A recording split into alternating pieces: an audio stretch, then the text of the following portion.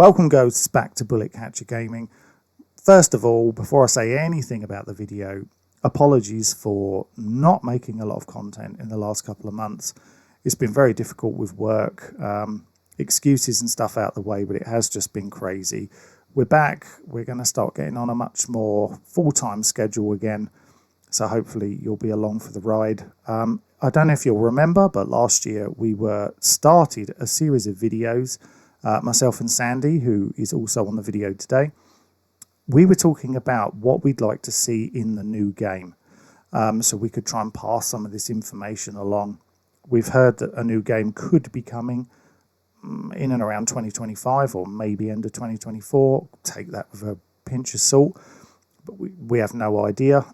But we know we're going to get a new game, so we really want to kind of discuss the next part of where we were in that video series, and that is the world building in terms of not so much missions and things, because we're going to do a separate video on that, but this is just about the actual world itself, what should be in it, what it should maybe look like, the things that it should cover.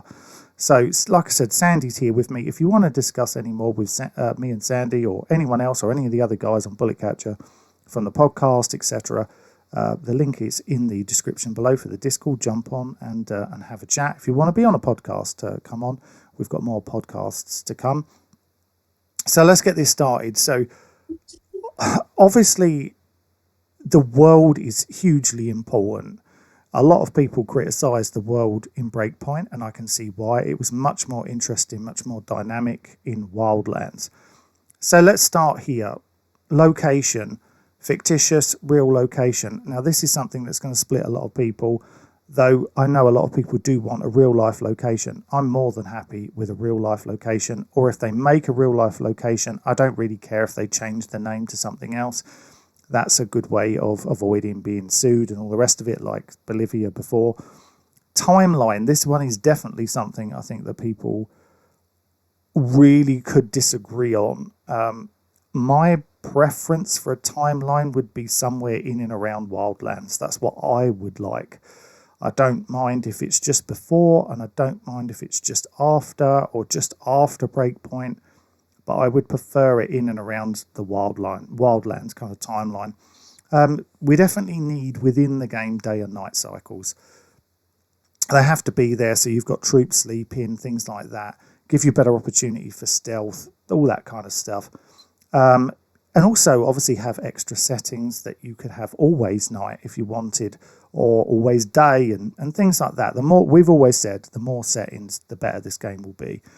So kind of work-life balance, we want to see more like Wildlands, that there are people in working locations, maybe sitting outside eating in a restaurant or things like that. So it makes it feel alive. People in fields farming.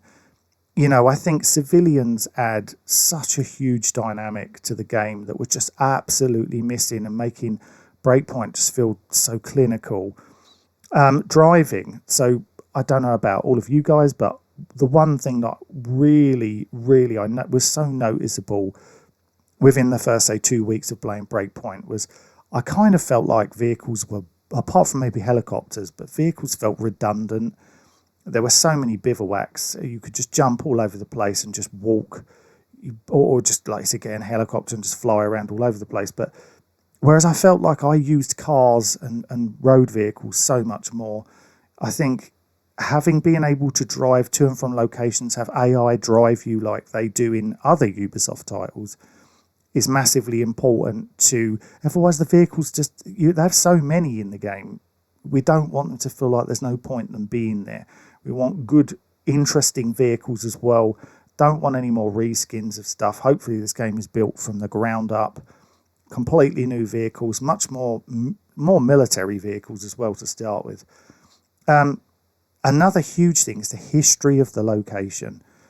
Now, this isn't massively important to some people, but it can help with the longevity of a game.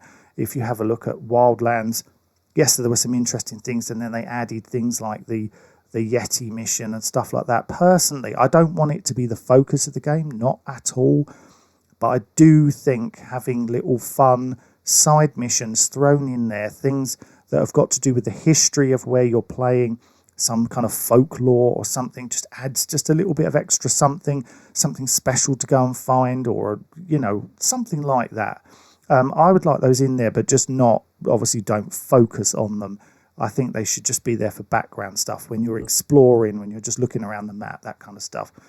And extreme weather events, sandstorms, so if you decide you want to attack a base in the middle of a sandstorm, when the enemy can't see you, snowstorms, thunder and lightning. The thunder and lightning in Wildlands was great. I thought it was a bit, I don't know, it just didn't have the same effect for me in Breakpoint. It didn't look as good.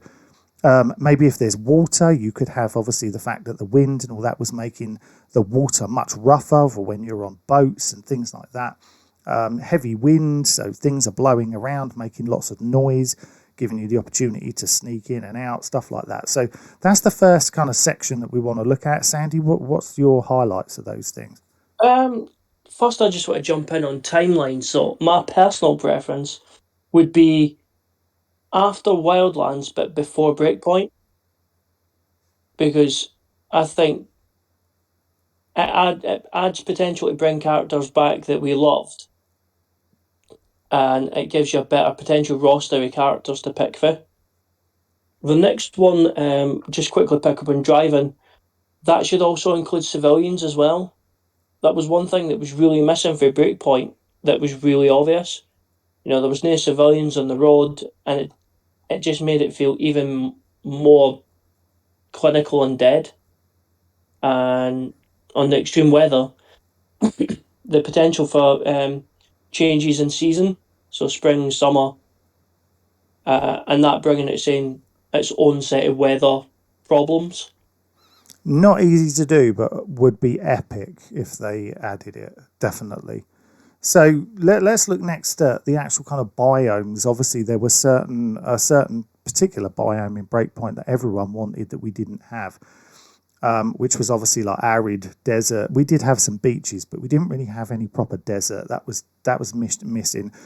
We want some marshlands, definitely some water-based or underwater locations, I think would be really cool. An underwater base of some kind, or a submarine that was underwater that you had to go and hit, or it could even be moving around underwater that you'd have to try and get onto. Open areas, agricultural land, some really, really dense forests, more like there were in Wildlands. I didn't feel that there were many dense forests in Breakpoint, really thick forests, especially that you can imagine like if they were in the snow and stuff like that, it would look cool. And then you want some more sparse woodland, some mountains and kind of snow-covered locations. Anyone else that can think of any other kind of different types of biomes that they'd like to see, obviously let us know in the comments below. What do you think about those, Sandy? Anything specific that you think that needs to be in there? I think everybody really wants to see a desert biome again. I think it was the one thing that I can remember single-handedly being asked about the most throughout Breakpoint's life. Yeah, I agree. So let's look at more of the smaller things. And obviously, there's a lot to fit in here, and we don't want to make videos that are, 25 minutes long discussing these things because it puts people off. But what we will do is we've got more of these to do where we go and look at feedback and comments and then talk about them. We've got a few more of the older ones from last year to do, which we will definitely be doing, about the weapons and other things that we will cover those. We'll look at your comments and we can go much more into detail on those videos. But population centers, for example, like cities and towns and villages, it needs more of those, definitely. Wildlands has some good ones, though they did all look very similar. It'd be nice to see some, if they were up in the mountains, that they looked different than maybe the ones that are not so much in the mountains. You know what I mean? So they feel different, each one you're in. I know that means more work and more memory and all that kind of stuff being used, but I think it would be good. Some skyscrapers, we all talked about rappelling and stuff like that. So if you've got that in there, you want some buildings to be able to rappel down. Subway stations and railway stations. How about a train that you can actually get on for a change and not just that's there for show? That would add a lot of detail. You could have some missions based around that, of course. Airport, a civilian airport would be nice as well. Even if it was just a small civilian airport Not talking about having, jumbo jets and stuff like that in the game, though could be interesting. Cave systems, so maybe different ways to get into bases through a cave system. You could, make it really in depth. So you've got to particularly set out a route, try and find your way through this cave, not get lost. The caves could even flood, going back to kind of having some more wrecks, underwater locations, hidden entrances to things based on, something that you've got to really work out how to get somewhere. It's not just there's a base and then at the bottom of the hill there's a hole and you climb through it and you're in the base. Make it a bit harder than that, maybe a bit. You've got to do some thinking. But underground locations, bunkers, car parks, emergency tunnels, tunnel systems, that kind of thing. Sewers, I think sewers could be fun. Obviously, you don't need them everywhere, but maybe a few sewers here and there in the main cities gives you a way to kind of maneuver around the place without being seen. Destructible environments, though I don't think they'll do it, I would like to see a certain amount of destructible environments. Like if they've got wooden barricades that they should be able to shatter and things like that, or you know what I mean. It doesn't have to be complete destruction, though. Complete destruction would be epic. I don't think they'll go that route, but even if they added small destruction, so it could be permanent or it just regenerates every time you play. I don't think they'd ever go permanent, but regenerating would be fun. And of course, the other thing is as well is bivouacs. This is the most important thing that I think. Bivouacs for me, that system needs to go. It should have been that you could have selected just a certain amount of bivouacs only. Like you had 50 and you could put them anywhere you wanted.